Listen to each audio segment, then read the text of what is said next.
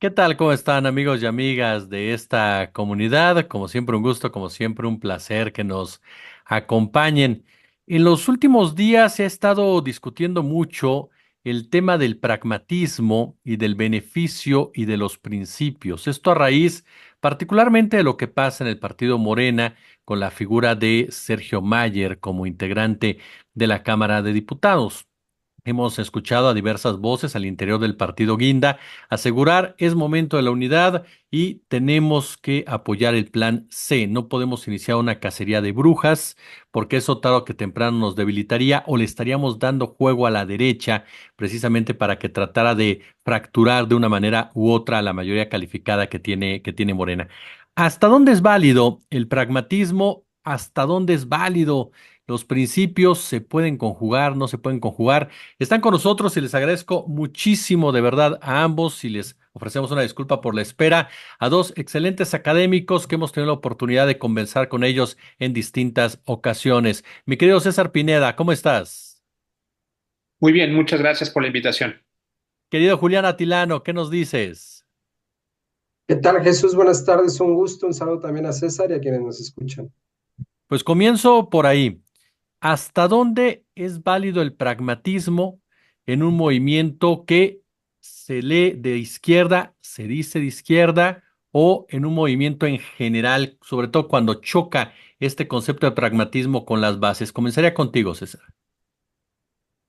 Bueno, hay que decir que todos los partidos políticos progresistas en América Latina están un poco constreñidos también en relación a las mayorías y las minorías y requieren hacer alianzas para formar bloques tanto en los congresos como también a veces formular, digamos, gabinetes o formas de alianza para poder gobernar.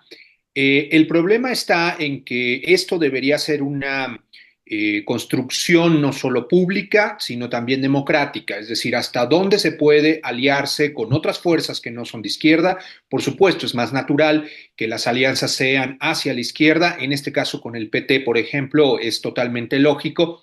Pero las formulaciones que ha estado haciendo Morena hacia el Partido Verde, hacia el PES, y luego ahora a integrar a abiertos representantes de la derecha, como Sergio Meyer, no parece ser una construcción lo suficientemente discutida, una construcción basada en plataformas, una construcción basada en alianzas transparentes, sino lo que ha llamado la atención en este caso de este diputado ha sido esta, digamos, falta y opacidad, falta de transparencia y opacidad y también pues la competencia con otros perfiles que vienen de la izquierda, que también han sido la forma de elección al interior de Morena a través de la insaculación. Entonces, digamos que por supuesto que las alianzas, más allá de los pragmatismos o las cuestiones programáticas, son necesarias en la vida política de los partidos.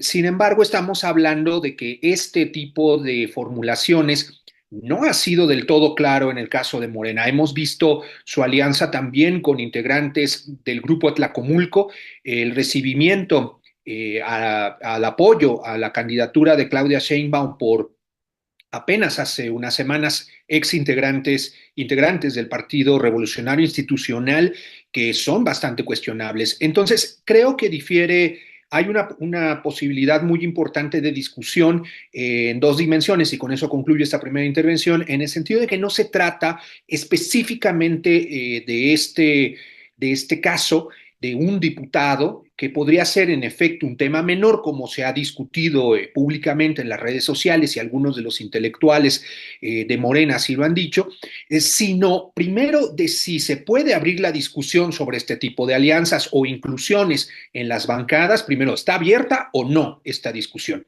Luego, si esta discusión que se ha dado desde las bases, desde los seguidores, desde los votantes de Morena, va a influir o no en la perspectiva de las alianzas. Y una tercera dimensión que agregaría es, ¿estas alianzas tienen algunos criterios que sean realmente consensuados? Es el deslinde que hizo Citlali Hernández, secretaria de del partido Morena, de la decisión específica de la inclusión de este diputado, pareciera no dejar claro que si son decisiones personales, si son decisiones de los roles que hay al interior de Morena, y si son decisiones que tienen que ver con pactos programáticos o simplemente, efectivamente, con nociones pragmáticas de ciertos personajes de Morena. Creo que Morena se ha metido en un problema, ese partido solo, debido a esta falta de claridad en torno de hasta dónde y cómo puede formular este tipo de alianzas. Y quiero, Julián, la misma pregunta. ¿Hasta dónde el pragmatismo, hasta dónde el beneficio, hasta dónde los principios?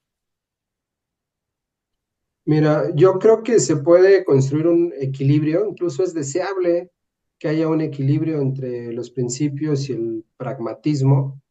Es más, yo creo que la forma en que López Obrador se ha conducido, no solo como candidato, sino también cuando fue dirigente del PRD, ahí a finales de la década del 90, pues él ha sido siempre un personaje que pone sobre la mesa el pragmatismo. Es más, cuando él fue pues jefe de presidente del PRD, fue cuando empieza a crecer el propio partido. Hay varios movimientos. En ese momento fue incluso cuando Monreal estaba en el PRI, se pasa al PRD, logra ganar en el PRD. Es decir, en la política que ha impulsado, la forma de entender la política de López Obrador, está el pragmatismo. En ese sentido, yo no tengo una posición tan crítica respecto al pragmatismo. Me parece que en la política electoral la dimensión pragmática es muy fuerte. Sin embargo, hay un problema que es el que yo veo, y es que cuando a las bases no le explicas las decisiones pragmáticas, vienen los problemas, porque hay algunas que considero que son justificables. Escuchaba también, haciendo referencia a lo que decía César, esa entrevista que le hacen a Citlali, cuando habla de Rommel Pacheco para Mérida. eh, a mí me disgustó cuando supe que iba Rommel Pacheco, como me han disgustado muchas de las postulaciones de Morena cuando pues no son de las bases, o cuando un día antes prácticamente venían de otro partido y ya les estás dando una candidatura. Sin embargo, también entiendo que la construcción de Morena ha sido muy rápida, que hay muchos estados donde Morena como tal, incluso me atrevería a decir, no existe. Jalisco es uno de ellos que conozco muy bien. Por diversos problemas no hay, no hay partido, digámoslo así. En el caso de Yucatán también, etcétera, hay muchos ejemplos, San Luis Potosí, etcétera, ¿no? Hay muchos ejemplos. Y entonces se puede entender, o más bien justificar, decisiones pragmáticas cuando no tienes suficientes cuadros competitivos, cuando el objetivo final es obtener más votos. Entonces la lógica electoral ya es distinta, porque entonces tienes que meter candidatos que te generen más votos, porque estás buscando el plan C, no solo quieres construir un partido de izquierda, etcétera, ¿no? Pero aquí el problema justamente viene cuando pues no sabemos cuál fue la decisión, incluso la justificación pragmática, de meter a Sergio Mayer en la lista plurinominal. Yo no la conozco. Misma Citlali dice, bueno, pregúntenle a Mario Delgado, hasta donde yo sé, no ha salido a explicar por qué. Luego se empieza a enrarecer esto, o empieza a escalar porque entra alguien de la dirigencia, que es el presidente del Instituto Nacional de Formación Política, como es el Fisgón, y habla sobre el caso cuando ni siquiera él tenía que ver, y luego agrede a la militancia, y entonces esto ya adquiere otra dimensión, y todo esto es porque no se explicó, por qué va Sergio Mayer, y aunque se haya explicado, pues tampoco puedes proponer personas, ya no solo que sean de otros partidos, o que hayan estado de otros partidos, a ver, Morena tiene que 10 años, tampoco es que haya mucha gente que nació, que se formó en Morena. Obviamente hay personas que van a estar integrándose a otros partidos. Es parte incluso de este cambio de régimen, y esta fuerza va creciendo tanto el partido que es natural que haya gente de otro partido. Pero de eso a meter a alguien que ha dicho que va a meter a la cárcel, palabras más o menos, alguien como López Gatell, que ha hecho críticas fuertes con la próxima presidenta de México, y le pones una posición de privilegio, como es ponerlo en los primeros números, creo que el 3 o el 2 no sé cuál, en la lista plurinominal de diputados. O sea, ¿cuál es la justificación ahí?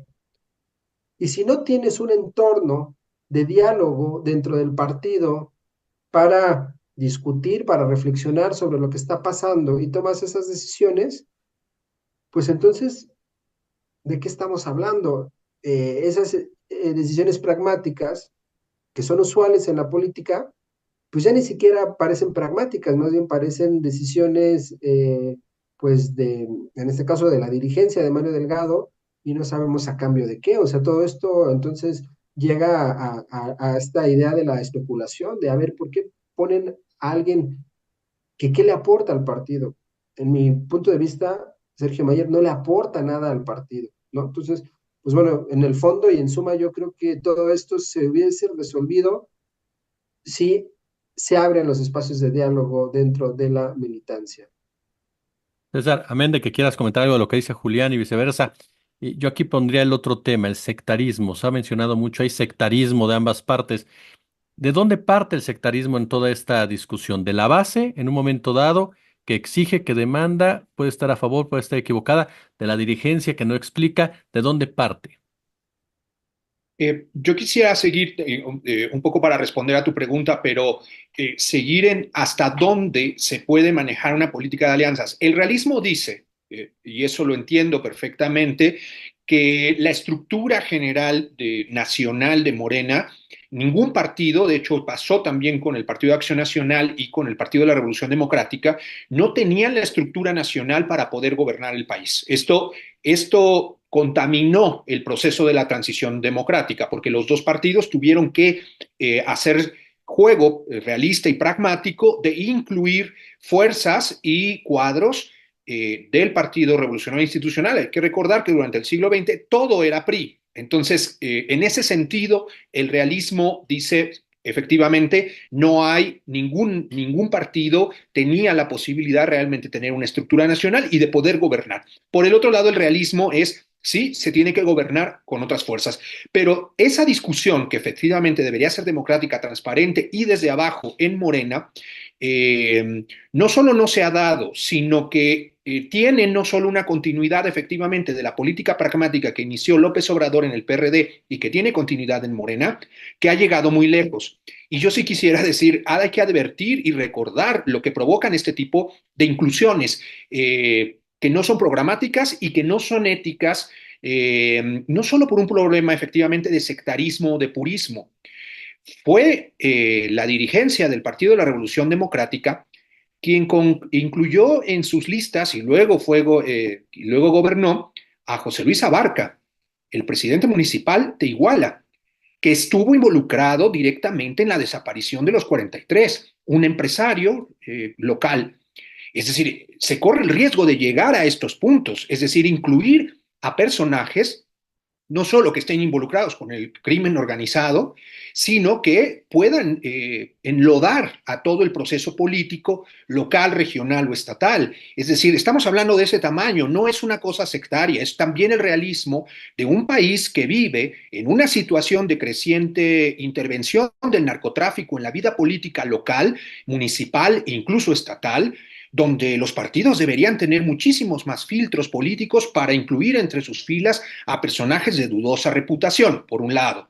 Pero por el otro, también programáticamente es cuestionable, hemos visto en los últimos años a Morena incluir entre sus filas, por ejemplo, a Constantino Canter, un finquero, un terrateniente chiapaneco que declaró en su momento que valía más la vida de un pollo que de un indígena. Ese es el tipo de alianzas que también está incluyendo, y por eso, por supuesto, el conflicto local en Chiapas con el Ejército Zapatista de Liberación Nacional es impresionante por este tipo de inclusiones de personajes que no deberían estar ni siquiera en la política.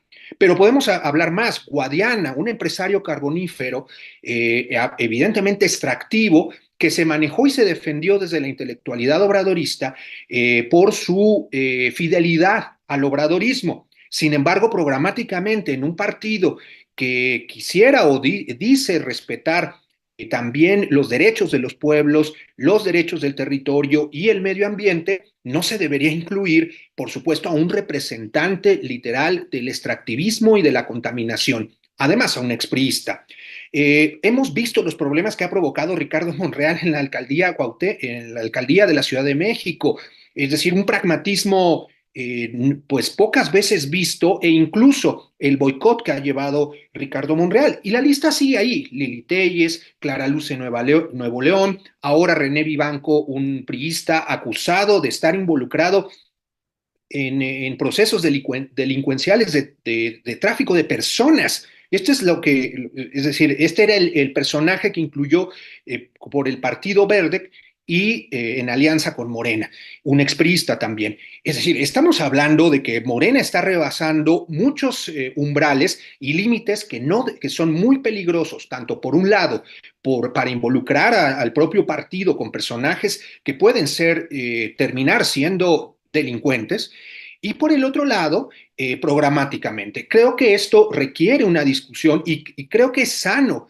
que ahora las bases sociales en redes sociales, los mismos votantes, la misma gente que ha seguido a Morena, exija cuentas claras, exija explicaciones, exija abrir la discusión. Yo creo que eso es sano en la vida política de ese partido, y creo que las bases sociales, y con eso termino, deberían profundizar esta discusión y dar su discusión y su batalla, su polémica al interior de las estructuras de ese partido. Creo que es muy sano que hoy esas voces se estén escuchando, porque son los propios votantes de Morena quienes están ya en rendición de cuentas. Julián, la misma pregunta, a menos que quieras comentar algo de lo que menciona César. Este, que sería, ¿cuál, perdón, El Jesús? tema del sectarismo. Se menciona que hay un sectarismo por parte de un sector de las bases al exigir la salida de Mayer. Se menciona incluso el término puro, ¿no? No hay que ser tan puros en algún momento dado. ¿Proviene el sectarismo de la base o proviene de la dirigencia o no hay tal sectarismo como tal en la discusión? No, sí, sí hay, por supuesto que, o sea, es que es un fenómeno que tiene varias aristas y hay distintos grupos, comunidades, militantes a título personal que se han pronunciado, y cada una de estas personas pues tiene un nivel de militancia y de entender la política distinto. Por supuesto que hay personajes que podríamos encasillar, o incluso hay personas que sí mismos se llaman puros, que consideran que definitivamente tiene que haber en las listas de Morena personas que tengan una militancia aprobada de izquierda, y eso está bien, ¿no? Incluso dentro de la izquierda, pues es parte. A mí me parece que el hecho de que esté una pues corriente, una visión, una línea más cargada a este tipo de izquierda pura, de alguna forma jalan, en términos estadísticos sería jalan el promedio, y está bien que exista. Yo no comparto muchas cosas porque incluso en los propios estatutos se señala que hay espacio para las candidaturas externas. Y cuando hablo de externos, pues no pensemos solamente en alguien de derecha, puede ser alguien que esté en la academia, puede ser alguien que esté incluso en el sector empresarial, puede ser que alguien que esté en una ONG, una colectiva feminista, etcétera, ¿no? Entonces, incluso el propio partido tiene contemplado que haya este tipo de candidaturas. Ahora, por supuesto que en este tipo de debates, pues sí emergen ciertas posiciones que están en contra de que haya intromisión o que entren personajes como Sergio Mayer. Pero a ver, yo creo que aquí más bien lo que generó la polémica no es que sea un personaje que no ha militado en la izquierda, porque de estos hay muchos, y hubo muchos en el proceso electoral de 2024, y realmente no fue un escándalo. Al contrario, yo creo que el sentimiento, la emoción, lo que quedó ahí sobre la mesa fue el triunfo y la emoción que esto generó. El problema con Sergio Mayer es que, por un lado, él es un personaje muy mediático y es alguien que ha hecho e hizo declaraciones públicas en contra de ciertos personajes que son personajes que simbolizan y representan pues mucho dentro de propio Morena. En ese sentido, quienes se sintieron agraviados no solamente fue el grupo o una comunidad que podríamos decir puros, no, yo no diría sectarios, pero sí, sí puros, pero también hay otras personas que podríamos decir moderados, moderadas, o incluso que no tienen tanta militancia, pero simpatizan. Y muchas de estas personas son quienes consumen a youtubers, quienes consumen medios alternativos, quienes se informan de política, quienes están politizados y se han dado cuenta de los movimientos que tuvo Sergio Mayer. Algo que sí tiene la izquierda en general es que el tipo de movimientos que hizo Sergio Mayer, pues no son bien vistos, en realidad no son bien vistos en ningún partido político, que es la traición, así se podría incluso, y no es una visión purista, es algo que él cometió, estaba en el PRD y después se sale, empieza a hablar mal, empieza a hablar en contra del movimiento y de un día a otro, bueno, se va a un reality show y de un día a otro ya lo vemos otra vez en las filas. Mira, lo de Sergio Mayer se comentó desde hace mucho, desde febrero ya se estaba diciendo que iba él. El punto fue, lo que desencadenó todo esto fue a partir del caso de Noroña, y entonces ahí se destapa lo de Sergio Mayer, no sé cómo fue ahí el movimiento, no sé si fue orgánico o alguien lo impulsó, no me interesa mucho eso, pero a partir de esa coyuntura fue cuando se destapa y entonces nuevamente, y es algo que sí quiero poner sobre la mesa, viene esta ausencia, esta necesidad del diálogo, porque nuevamente son las preguntas que no se responden, son las preguntas que tiene la militancia y no tienen respuesta, porque por un lado a Noroña se le dijo que iba a quedar, que iba a quedar como coordinador, después que sí, que no, más allá de la versión correcta, más allá de lo que sea verdadero o falso, o el acuerdo que hayan hecho, las letras chiquitas, hay muchas preguntas que tiene la militancia y que no son respondidas por la dirigencia. Lo mismo con Sergio Mayer, a ver por qué él está ahí, por qué esta otra persona, Luis Morales, que en el proceso de insaculación había quedado en segundo lugar, se le manda a doceavo y se le manda como candidato suplente, como diputado suplente. Son cosas que no han sido aclaradas y yo creo que a lo mejor esto, que en lo personal también coincido con César, se está discutiendo redes, en algunos espacios de youtubers, pero en general no creo que sea un tema que esté dentro de la militancia en los estados que se esté discutiendo, pero pues bueno, son dudas legítimas que ahí están. Aquí viene una pregunta, precisamente con base en lo que ustedes me comentan. ¿Puede haber un gobierno de izquierda puro en un sistema capitalista como el que emerge en todo el planeta? ¿Puede haber realmente un gobierno de izquierda pura, César? Yo creo que se equivocan tanto las izquierdas progresistas como las izquierdas antisistémicas, me parece, en relación a este punto específicamente. ¿Qué tanto puede hacer un gobierno progresista en una estructura global que cambió totalmente con el neoliberalismo? Algunos le llaman lex mercatoria, es decir, que una trama de acuerdos de libre comercio, de vínculos globales en relación a la Organización Mundial de Comercio, en relación a las autonomías de los bancos, en relación a toda la economía mundial, donde cualquier tipo de decisión un poco radical de los gobiernos puede llevar a una catástrofe económica muy rápidamente por el proceso de chantaje de los capitales, de los grandes inversores y por los convenios que se han firmado internacionalmente. Siempre pongo como ejemplo el caso de Simapán Hidalgo, donde se construyó un basurero tóxico de manera ilegal.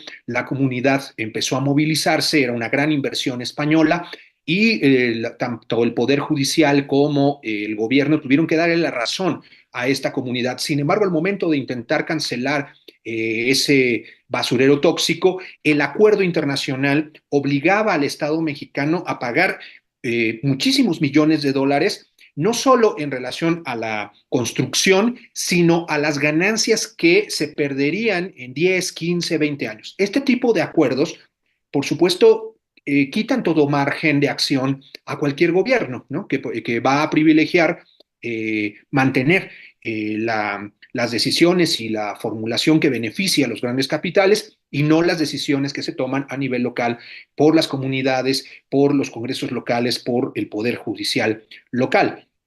En ese sentido, creo que la izquierda progresista está en toda América Latina, está dentro de una camisa de fuerza y eso los mantiene en vilo porque tienen que mantener los intereses de los grandes capitales, pero a la vez también deben cumplir con las funciones sociales para las que fueron electos esos gobiernos progresistas y poder de alguna manera avanzar en el combate a la pobreza, en la lucha contra la desigualdad.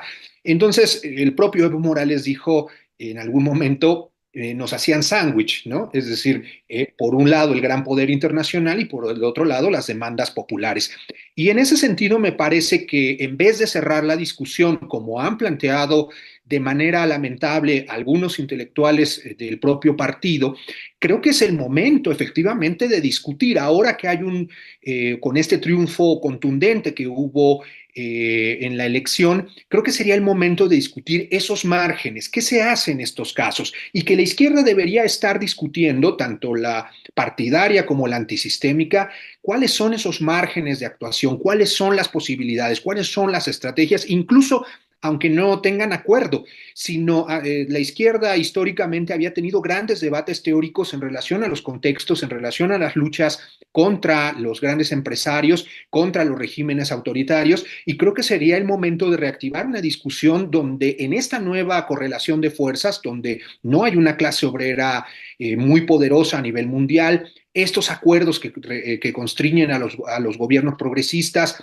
las luchas populares, la emergencia de las derechas, tanto en Europa como en Estados Unidos y luego en América Latina, la izquierda tendría que estar debatiendo abiertamente tanto las posibilidades realistas como estos márgenes efectivamente que cuidan los programas y las demandas y las luchas desde la izquierda, las demandas de derechos, el cumplimiento de una mayor igualdad y ver qué hay, qué se puede hacer dentro de las instituciones y qué se puede hacer por fuera. En cambio, pues me parece que esa discusión, al menos en México, no se está dando. Yo abogaría porque es el momento precisamente, si se da, para que Morena discutiera desde sus bases de manera mucho más profunda estos temas y que la izquierda fuera de Morena pudiera reformular y reactivarse en una discusión donde efectivamente estamos en problemas, ¿no? Es decir, frente a la emergencia de la derecha y la ultraderecha internacional, frente al gran poder de los capitales, ¿qué hacemos? Y la izquierda debería dar ese gran debate. El debate, tanto teórico como analítico como popular, debería ser una tarea cotidiana de la izquierda y más en este momento de crisis climática, de límites de los gobiernos progresistas y de emergencia de las derechas. ¿Puede mantenerse un gobierno de izquierda puro como tal, querido Julián? No, pues es difícil, ya coincido con lo que señaló César. Está, a ver, tan solo un ejemplo muy reciente. eh, Después del 2 de junio se empieza a hablar sobre el Plan C. En el fondo se está hablando sobre la reforma al Poder Judicial, la reforma del sistema de justicia. Y entonces, esta abstracción que es el mercado mueve el tipo de cambio y entonces inmediatamente después la reacción, tanto de la próxima presidenta Claudia Sheinbaum, fue hacer gestos, hacer maniobras mediáticas en torno a la economía. Se reúne con fondos de inversión, al mismo tiempo en el gabinete, en la primera línea, ya señala quién va a quedar en economía. Prácticamente desde antes ya se había señalado que en Hacienda va a quedar el mismo Ramírez de la O. Es decir, difícilmente lo vamos a ver de esa manera. Sin embargo, eso no quiere decir que no sea Morena, aunque incluso en los estatutos, hasta donde yo recuerdo, no viene el tema o incluso la palabra izquierda no es parte de, aunque en los hechos haya políticas públicas, haya muchas pues obras, incluso en materia política, social, etcétera, de izquierda, que lo están mostrando como un partido, pues que podríamos decir de centro izquierda, podríamos decir progresista, de estado de bienestar, eso sí lo veo en Morena, ¿no? Las condiciones geopolíticas, hasta el propio contexto interno mexicano, pues nos llevan a pensar que pues difícilmente vamos a ver un gobierno totalmente de izquierda, ¿no? O sea, yo lo veo esto como pasos graduales. Creo que una palanca que nos mostraría muy bien un avance hacia la izquierda sería una política fiscal. Probablemente no se vea. López Obrador la propuso a la mitad de su sexenio, con la pandemia, pues simplemente ya no se vio. Incluso no sé si recuerdan, creo que al primer año o segundo año del mandato de López Obrador, desde el Senado, Ricardo Monreal creo que quería hacer una modificación al sistema financiero, un tema bancario. Inmediatamente hubo una reacción de los bancos y se echó para atrás. El presidente al otro día creo que dijo, no va a haber una reforma fiscal. Entonces, pues bueno, es parte de lo que estamos viendo, ¿no? Entonces, en respuesta, pues no, ¿no? O sea, se lo diría de manera, pues directa. Yo quiero agradecerle a ambos de verdad su participación en esta pequeña mesa de análisis. Siempre es un placer escucharlos y aprender de cada uno de ustedes con estas enormes aportaciones que hacen a esta discusión pública. Mi querido César Pineda, como siempre, muchas gracias. Muchas gracias y un saludo a los dos. Julián Atilano, Julián, muchísimas gracias. Jesús, un saludo a ti, a César, a la audiencia.